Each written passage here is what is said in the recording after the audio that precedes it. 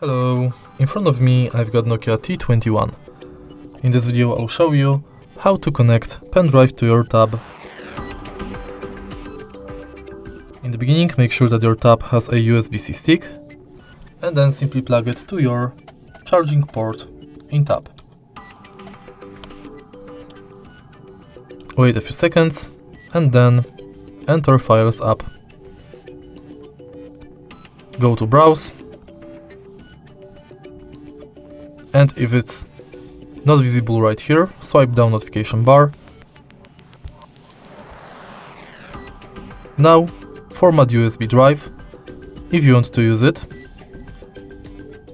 It's not necessary in every portable memory you've attached to your tab, but mine right here has some issues. So let's select format USB drive.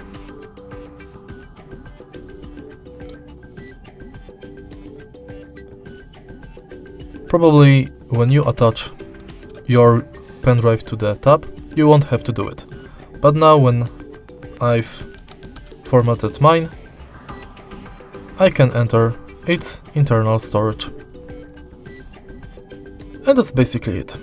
If you find this video helpful, please leave like, comment and subscribe.